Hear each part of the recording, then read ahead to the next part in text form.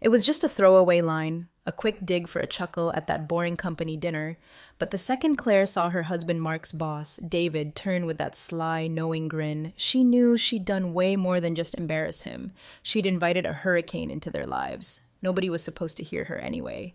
The charity gala was a roar of clinking champagne flutes and the drone of forced smiles between Mark's work buddies and their wives. It was at some swanky midtown hotel, chandeliers so huge they looked like they could drop and flatten you. Everything screamed money, except for Claire. She dressed up, sure, squeezed into her best black dress, the one that still looked killer after all these years. But standing in that ballroom, surrounded by women drowning in diamonds and men in suits that probably cost more than her rent, she felt cheap, ordinary. And then there was Mark. Her Mark wasn't a bad guy, not even close. Reliable, hardworking, the kind of man who double-checked the stove was off before leaving the house, every single time. But sometimes, reliable felt a lot like boring.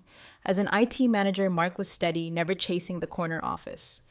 "We're comfortable, Claire. Isn't that enough?" he'd say. Maybe it used to be. But watching his colleagues brag about stock options and trips to Bali, that frustration she'd been pushing down for years started to boil over. It happened during that dreaded wife talk circle. All those perfect smiles and designer bags, the endless one-upmanship about their husbands' careers.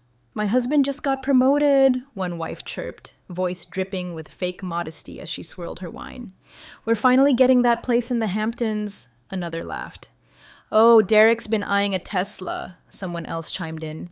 "Reward for surviving that last project, he says." Claire plastered on a smile, clutching her glass, trying to hide the irritation eating her up. Then they turned to her, those polished smiles aimed right at her, thinking about Mark's latest triumph. She couldn't help herself. "Oh, you know Mark," she forced a laugh.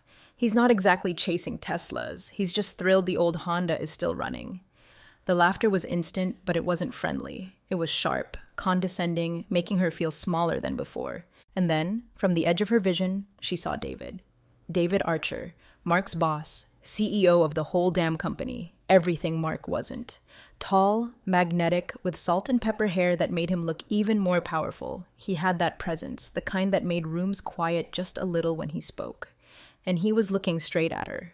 Claire felt a jolt of panic as David started toward her, stepped slow, deliberate, whiskey glass in hand. He didn't look angry, more amused.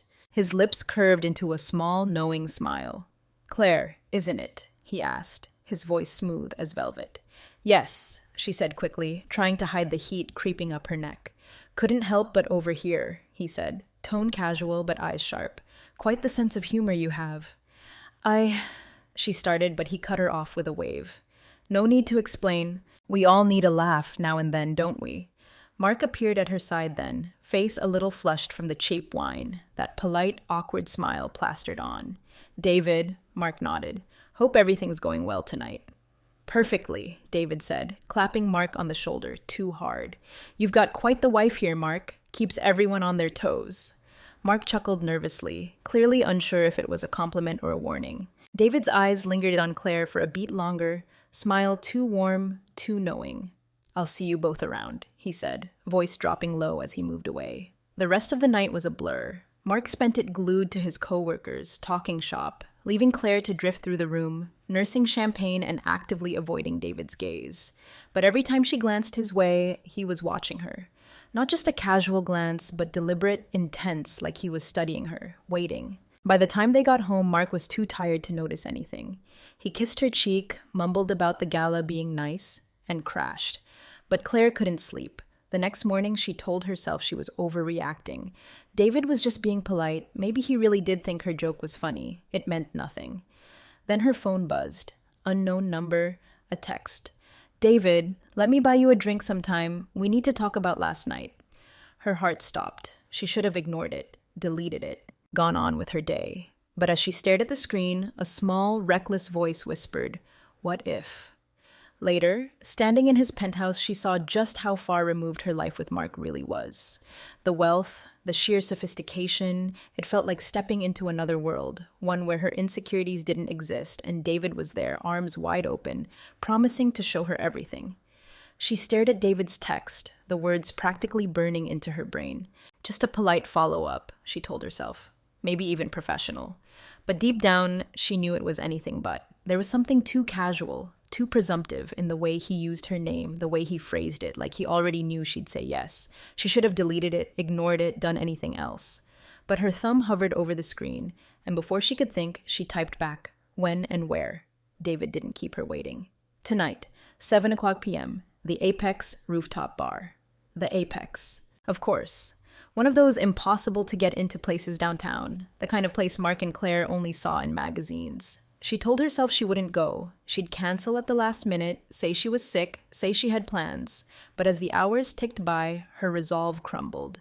By 6:30, she was standing in front of her bedroom mirror, adjusting her dress, reapplying lipstick, heart hammering a frantic rhythm against her ribs, a mix of excitement and guilt churning in her stomach. Mark wouldn't be home for hours. Late project, no bonus, no thanks, just another late night at the office. She scribbled a quick note on the kitchen counter. Out with an old friend, don't wait up. The Apex was everything she'd imagined. Marble, glass, the kind of hushed elegance that made you feel like you were on display. She spotted David immediately at the bar, suit tailored to perfection, whiskey in hand. When he saw her, his lips curved into that same satisfied smile, like he knew she'd come all along. "Claire," he said warmly, standing as she approached, "you look incredible." "Thank you," she managed, voice barely steady as he leaned in to kiss her cheek. "Drink?" he asked, gesturing to the bartender. "White wine, please," she said, needing something to steady the nerves threatening to swallow her whole. The conversation started light, innocent enough. David asked about her job, her hobbies, the usual small talk. But underneath it all, there was an edge, a calculated curiosity that made her feel like he wasn't just asking, he was probing, searching for something. "You know," he said after a while, swirling the amber liquid in his glass, "I have to say, I'm surprised by you." Claire raised an eyebrow, sipping her wine. Surprised? He leaned back slightly, studying her with those sharp, knowing eyes. "Mark never struck me as the type of man who'd end up with someone like you." She frowned, unsure whether to be flattered or insulted. "What's that supposed to mean?" "It means," he said, voice soft but pointed, "you're different. You've got an edge, a fire, and yet you've tied yourself to someone who's, let's just say, comfortable." His words hit a nerve she hadn't even known was exposed. "Mark is a good man," she said defensively, though the words sounded hollow even to her own ears. "I'm sure he is," David said smoothly. "But is good enough for someone like you? Don't you want more?" Claire opened her mouth to answer, but the words caught, because the truth was, she didn't know. As the evening went on, David's charm became intoxicating. He spoke with the kind of effortless confidence that made you believe anything he said, the kind of ease that came from a lifetime of getting exactly what he wanted. By the time he suggested they move somewhere more private, she barely hesitated. The elevator ride to his penthouse was silent, the tension between them thick enough to choke on. David didn't touch her, didn't even look at her directly, but his presence was overwhelming, like gravity, pulling her closer with every passing second. When the doors opened, she stepped into a space that felt unreal. The penthouse was massive, floor-to-ceiling windows framing a breathtaking panorama of the city lights. Modern, sleek, the kind of luxury you only saw in movies. "Wow," she breathed, turning to him. "This is impressive." He smiled, a small, satisfied curve of his lips. "Very," she admitted. He poured them each another drink, leading her to a plush leather couch that looked more expensive than her car. "This," he said, gesturing around, "is what happens when you stop settling, when you decide you're worth more." His words hung in the air, heavy, deliberate. She felt his eyes on her, watching her reaction, waiting.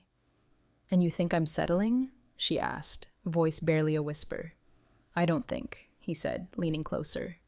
"I know." Her breath hitched as his hand brushed hers, a light, deliberate touch. He didn't move closer, didn't push, but his presence was suffocating, intoxicating. "Tell me I'm wrong," he murmured, voice soft. "Tell me you're happy, Claire." The words caught in her throat, chest tight, searching for an answer that wouldn't be a lie. "I should go," she said finally, voice trembling. "Should you?" he asked, his hand lingering on hers. She looked up at him, eyes locking onto his, and for a heartbeat, the world stopped. She knew she should leave, should stand up and walk away, but she didn't, because for the first time in years she felt like someone saw her. When his lips touched hers, it was like a dam breaking. She felt the weight of everything she was risking, her marriage, her reputation, her whole life as she knew it. But none of it mattered. In that moment, all she cared about was how David made her feel, like she was worth this world, this penthouse, everything he had to offer. The air in the penthouse shifted, heavier now, charged. David's hand tightened on hers, sending a jolt of heat through her she hadn't felt in years. Her thoughts screamed at her to pull away, to end this before it went too far, but her body refused to obey. She looked up at him, his eyes locked on hers with an intensity that made her chest ache. He wasn't like Mark. David didn't hesitate, didn't second-guess himself. He moved through the world with a confidence that left no room for doubt, and right now, all of that confidence was focused on her. "You don't have to say anything," he said softly, voice low and steady. "But if you stay, I think you already know what's going to happen." His words sent a shiver down her spine. She knew what he was asking, what he was offering, and she knew the price. But as she sat there, staring into those piercing blue eyes, the guilt and fear that had been holding her back began to melt away, replaced by something else entirely: desire. She swallowed hard, heart pounding, leaning back against the couch, trying to catch her breath. "David." He didn't respond with words. Instead, he leaned in, movement slow, deliberate, giving her every chance to pull back. His hand slid to the back of her neck, touch firm but gentle, and before she could think, his lips brushed against hers. The kiss was soft at first, hesitant, testing the waters, but the instant she leaned into him, it deepened, his hand tightening in her hair as he pulled her closer. Her body responded instinctively, hands finding their way to his chest, his shirt warm and smooth beneath her fingers. His scent enveloped her, woodsy and expensive, like cedar and leather, making her head spin. David's lips moved to her jawline, then her neck, leaving a trail of fire in their wake. "You're incredible," he murmured, voice rough, breath hot against her skin. Her breath hitched as his hand slid down her back, pulling her closer until there was no space between them. "This is crazy," she whispered, though she didn't mean it. "Sometimes," he said, lips curving into a teasing smile before capturing hers again. "Crazy is exactly what you need." Time blurred after that. Every touch, every kiss, every whispered word felt electric, like she was waking up after years asleep. David was nothing like Mark. He moved with a sure confidence, hands steady, like he knew exactly what he was doing. She knew it was wrong, knew she shouldn't let it go this far, but in that moment, all she could think about was how alive she felt, how wanted. David's hands moved with purpose, sliding up her sides, fingers brushing against bare skin, sending shivers racing down her spine. He was careful, deliberate, touch never rushed or careless. "You're beautiful, Claire," he said softly, lips brushing against her ear. She felt her cheeks flush, breath catching as she looked up at him. "You don't mean that," she whispered, though her voice lacked conviction. "I do," he said firmly, eyes locking onto hers. "You have no idea how incredible you are." They moved from the couch to the bedroom, city lights streaming through the floor-to-ceiling windows, casting a warm glow over the room. The bed was massive, covered in soft white sheets that felt like silk against her skin. David was patient, unhurried, hands exploring every inch of her, like he was savoring every moment. He took his time, lips trailing across her collarbone, touch leaving her breathless. She felt like she was floating, like the rest of the world didn't exist. No Mark, no guilt, no consequences, just the two of them, tangled together in a haze of passion and desire. Afterward, they lay side by side, the room quiet except for their breathing. David's arm was draped over her waist, fingers tracing lazy circles on her skin. "Are you okay?" he asked softly, voice gentle. Claire nodded, though her chest felt tight with a mix of emotions she couldn't name. "Yeah," she said quietly. He tilted his head, studying her with those sharp, piercing eyes. "I'm glad you stayed," he said. She didn't respond, didn't know how to, because as much as she wanted to cling to the warmth of his touch, the weight of what they'd done was already settling in. The clock on the nightstand read 2:17 a.m. when she finally sat up, the reality of it all crashing over her like a tidal wave. "I should go," she said softly, reaching for her dress. David didn't try to stop her. He just propped himself up on one elbow, watching her with a small, knowing smile. "You don't have to run, you know," he said. "I'm not running," she said quickly, though they both knew it was a lie. He nodded, expression calm but unreadable. "If you change your mind," he said, "you know where to find me." The cab ride home was quiet, streets empty, city lights casting long shadows across the dashboard. Her mind raced, 1,000 thoughts, 1,000 emotions, but one stood out above all the others. What had she done? When she pulled into the driveway, the house was dark, windows blank and unwelcoming. Mark's car was in its usual spot, but she couldn't bring herself to go inside just yet. Instead, she sat there, gripping the steering wheel, heart pounding as the weight of her actions settled. She had crossed a line and there was no going back. She thought she'd hidden it well, thought life would just go on like nothing happened. But then Mark put his phone on the table, that damning photo on the screen, and she knew everything she'd been running from had finally caught up with her. For days, Claire avoided David's texts. He wasn't relentless, but he didn't disappear either. Each message was perfectly timed, short, calm, confident. Thinking about you. I had a great time the other night. Hope you did too. Let me know when you want to talk. She stared at the notifications, stomach twisting with guilt and dread. She didn't respond, not because she didn't want to, but because every time she thought about it, her chest felt like it was collapsing. Mark, on the other hand, was acting normal. Too normal. He went through his days with the same quiet efficiency she was used to, working late, coming home to dinner in silence, then retreating to the living room to watch TV. But something was off. He wasn't cold exactly, but he wasn't warm either. His responses were clipped, smiles forced. She told herself she was imagining things that he couldn't possibly know. But the way his eyes lingered on her when he thought she wasn't looking sent a chill down her spine. It wasn't until Friday night that it all blew up. They were at the dinner table, TV murmuring in the background, filling the silence between them. Claire was pushing food around her plate, too anxious to eat. Mark was staring at his phone, expression unreadable. Finally, he set it down and looked at her. "Do you have something you want to tell me?" he asked, voice flat. Her heart stopped. "What do you mean?" He tilted his head slightly, studying her. "You've been distant lately, quiet. I just thought maybe something was on your mind." Claire forced a smile, trying to ignore her trembling hands. "No, everything's fine."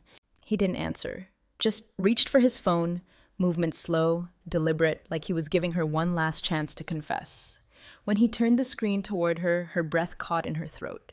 The photo wasn't explicit, but it didn't need to be. It was her and David at the Apex bar, leaning close, his hand resting lightly on her arm.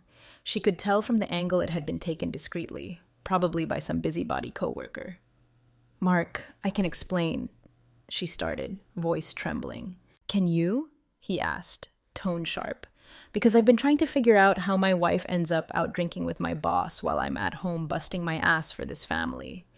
"It wasn't like that," she said, though the words sounded hollow even to her. He laughed, a bitter sound, leaning back in his chair. "Then tell me, Claire, what was it like?" She opened her mouth, but no words came out. What could she say? That it was just a drink? That nothing happened? He wouldn't believe her. And worse, it wasn't true. "I'm sorry," she said finally, tears stinging her eyes. "It was a mistake, Mark. I didn't mean for it to happen." "A mistake?" he repeated, voice low, bitter. "Is that what you call it? A mistake?" She reached across the table, hand trembling as she tried to touch his. "Please, let me explain." "Don't," he snapped, pulling his hand away. "Don't you dare sit there and pretend like this is something you can explain away." The silence that followed was suffocating. Claire felt like the walls were closing in, like the weight of his anger was crushing her. Finally, he stood, pacing the room, hands on his hips. "How long?" he asked, voice sharper now. "What?" "How long has it been going on, Claire?" he demanded, eyes blazing. "How long have you been sneaking around with him behind my back?" "It was just that one night," she said quickly, words spilling out before she could stop them. "I swear, Mark, it didn't mean anything." He laughed again, bitter, disbelieving. "Didn't mean anything?" he repeated. "You risked our marriage, our life, for something that didn't mean anything?" Claire didn't know what to say. Every word felt like a mistake, every explanation making things worse. "You humiliated me, Claire," he said finally, voice trembling with barely contained rage. "In front of my colleagues, my boss. Do you have any idea what that feels like?" "I didn't mean to," she whispered, tears streaming down her face. "I wasn't thinking, Mark. I was frustrated." "Frustrated?" he repeated, voice rising. "So you decided to throw yourself at David to embarrass me in front of the entire company." His words cut deep, but she didn't argue. Couldn't, because he wasn't wrong. For a long moment, he just stood there, staring at her with a look of disappointment so profound it made her chest ache. Then, Without another word, he grabbed his keys and walked out the door, leaving her alone in the suffocating silence of the house. She spent the rest of the night on the couch, head in her hands, replaying the argument over and over. She wanted to call him, beg him to come home, but she knew he wouldn't answer. And even if he did, what could she possibly say to make it better? The next morning, Mark returned, face hard, eyes cold. He didn't say much, just told her to sit down. "I'm going to handle this," he said flatly. "Handle what?" she asked, voice trembling. "David," he said, tone sharp. "He's not getting away with this." "What are you talking about?" Mark leaned forward, expression deadly serious. "I'm giving him a choice. He steps down or I ruin him." His words sent a chill down her spine. "Mark, you can't—" "Oh, I can," he said firmly. "And I will. He thinks he can just take whatever he wants, treat people like they're disposable. Not this time." Claire stared at him, heart pounding. She wanted to argue, to tell him this wasn't the way to fix things, but she knew better. Mark was done talking, and for the first time she realized just how far he was willing to go.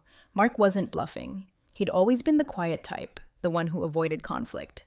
But seeing him walk out the door, dressed in his best suit, face set with a cold determination she'd never seen before, she knew he was serious. Sam left early the next morning, dressed in his best suit, face set in a way I hadn't seen in years. There was no nervous energy, no hesitation.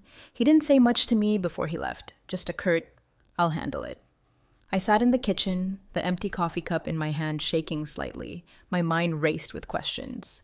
What exactly did he mean by handle it? Was he going to quit? Confront David in front of everyone? Air out everything, consequences be damned? The man I'd been married to for 15 years had always been predictable, steady, even passive at times. But this wasn't the Mark I knew. This was someone else entirely. And that terrified her. By noon, she couldn't sit still anymore. Paced the living room, checking her phone every 5 minutes. Mark hadn't called, hadn't texted. The silence was unbearable. Just when she thought she might lose her mind, the phone rang. Claire scrambled for it, breath catching when she saw David's name on the screen. For a moment, she debated ignoring it, but she knew she couldn't. "Hello?" she answered, voice trembling. "Claire," David said, tone calm but sharp. "I assume you know your husband came to see me this morning." Her stomach dropped. "What did he do?" "He gave me an ultimatum," David said, words clipped. "Step down as CEO or deal with the fallout of our little indiscretion." Claire closed her eyes, chest tightening as she tried to process it. "David, I'm sorry. I didn't know he would—" "Save it," David interrupted, voice cold. "This isn't about you anymore, Claire. This is about him thinking he can leverage my position, my reputation, to clean up his personal mess." His words stung, but she knew he wasn't entirely wrong. "What are you going to do?" she asked quietly. David let out a humorless laugh. "What do you think I'm going to do? Your husband has no idea who he's dealing with." "What does that mean?" she demanded, voice rising. "It means," David said smoothly, "that if Mark wants a fight, I'll give him one, but he won't win." The call ended abruptly, leaving Claire staring at her phone, hands shaking. She felt like the ground beneath her was crumbling, and no matter which way she turned, there was no escape. When Mark came home that evening, he was quiet, almost eerily so. He sat down at the kitchen table, tie loosened, eyes tired but resolute. "Did you talk to David?" Claire asked hesitantly. "I did," he said, tone flat. "And?" "And he knows exactly where I stand," Mark said, leaning back in his chair. "I'm not backing down." Claire hesitated, mind racing, trying to find the right words. "Mark, I don't think this is the way to handle it." He looked at her, eyes cold. "And how would you handle it, Claire? Let him get away with it? Let him humiliate me, humiliate us, with no consequences?" "No, but nothing," he said, cutting her off. "I've spent my entire career working for men like David, watching them take whatever they want without ever facing any consequences. Not this time." His voice was steady, but there was an edge to it, a bitterness she'd never heard before. Over the next few days, the tension in their apartment was unbearable. Mark went to work every morning like clockwork, expression unreadable, while Claire stayed home, trapped between guilt and fear. David, true to his word, didn't take the threat lying down. He began sending subtle messages, emails, texts, reminding her of the consequences of pushing too far. "You're in this too, Claire. Don't forget that. Tell your husband to reconsider before this gets out of hand." The weight of it all was suffocating. She felt like a pawn in a game she didn't fully understand, caught between two men determined to destroy each other. Then came the meeting. Mark called her that morning, voice tense. David wants to meet, says he's willing to negotiate. Claire didn't know whether to feel relieved or terrified. Are you sure that's a good idea? I don't have a choice, Mark said. It's this, or we go nuclear. When Claire arrived at David's office later that day, the atmosphere was thick with tension. David's assistant led her to a conference room where Mark and David were already seated, faces hard and unreadable. Claire, David said smoothly, gesturing for her to sit. Glad you could join us. Mark didn't look at her, jaw clenched, staring straight ahead.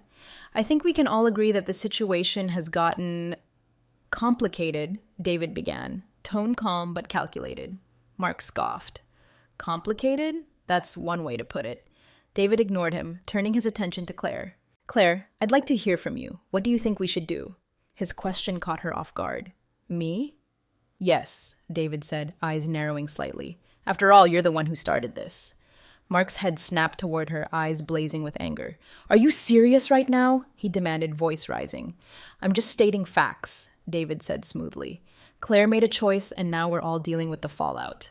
Don't you dare put this on her, Mark said, voice sharp. You're the one who took advantage of her, who used your position. Enough, Claire said suddenly, voice trembling. Both of you, enough. The room fell silent as she looked between them, chest tight with a mix of anger and desperation. This isn't about who's right or wrong anymore. It's about what happens next. David leaned back in his chair, expression cool. And what do you suggest, Claire? She hesitated, mind racing. You both walk away, she said finally. No threats, no ultimatums. Just end it. Move on. Mark shook his head, jaw tightening. That's not good enough. And dragging this out is... Claire shot back. What do you think is going to happen, Mark? You're going to take David down and walk away unscathed? That's not how this works. The tension in the room was suffocating, but for once, neither of them had a response. David stood, adjusting his suit jacket. Well, he said, tone dismissive, it seems we're at an impasse. He turned to Mark, expression hard. You want a war? You'll get one, but don't say I didn't warn you. And with that, he walked out, leaving Claire and Mark alone in the echoing silence of the conference room. Mark didn't speak to her as they left the office, didn't look at her, didn't say a word until they got home. And even then, his voice was cold.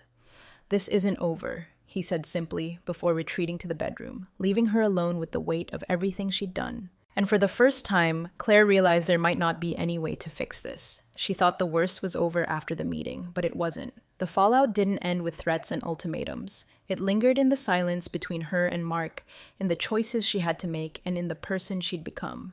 The question wasn't whether she'd ruined everything, it was whether she could ever rebuild it.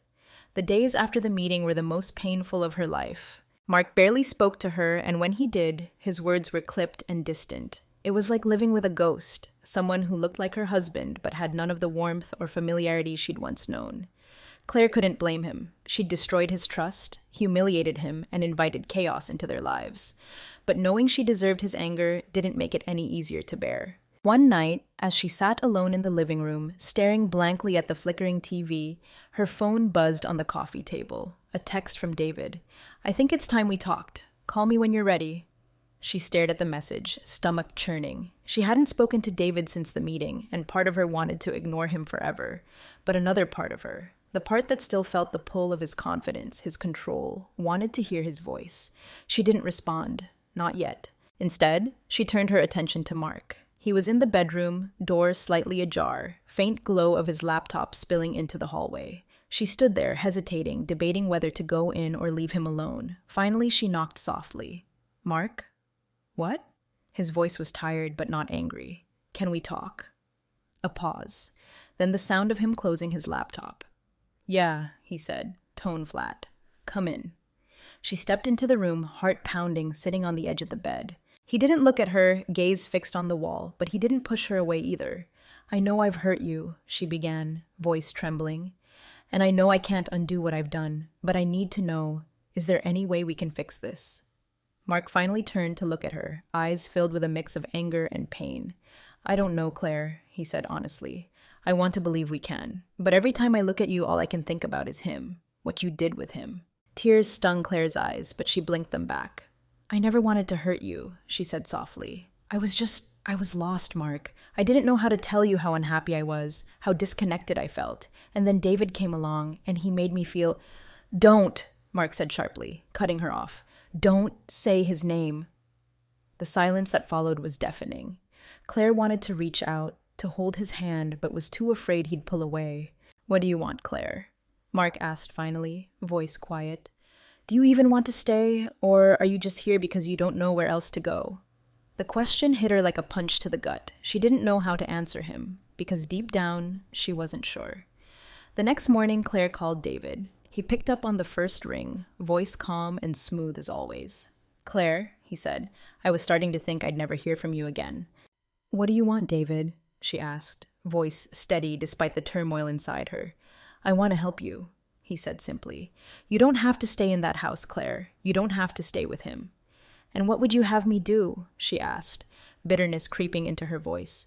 Run off with you? Start a new life in your penthouse? Why not? He said, tone light but serious. You deserve better, Claire. You deserve more. Claire didn't respond right away, letting his words hang in the air, the weight of them pressing down on her. Part of her wanted to believe him, to escape the suffocating guilt and anger that had taken over her life. But another part of her, the part that still loved Mark, that still believed in the life they'd built, couldn't let go. Goodbye, David, Claire said finally, voice trembling. Claire... She hung up before he could finish, hands shaking as she set the phone down. When Mark came home that evening, Claire was waiting. She'd packed a small suitcase, not because she'd decided to leave for good, but because she needed space. Where are you going? He asked, voice calm but strained. I don't know, she admitted. I need time to figure out what I want, what we want. Mark didn't try to stop her. He just nodded, jaw tightening as he looked away. Take whatever time you need, he said quietly. Claire left the house without a plan, heart heavy, driving aimlessly through the city. She thought about David, about Mark, about the choices she'd made that had led her to this moment. She didn't know where she was going, but she knew one thing for sure. She couldn't keep living like this. The story doesn't have a neat ending, because real life rarely does. Claire didn't know if she'd go back to Mark, if they'd find a way to rebuild what they'd lost. She didn't know if David would fade away or if his shadow would forever linger over her life. What she did know was that she had choices to make, and for the first time in years, she wasn't letting anyone else make them for her. And maybe, just maybe, that was enough.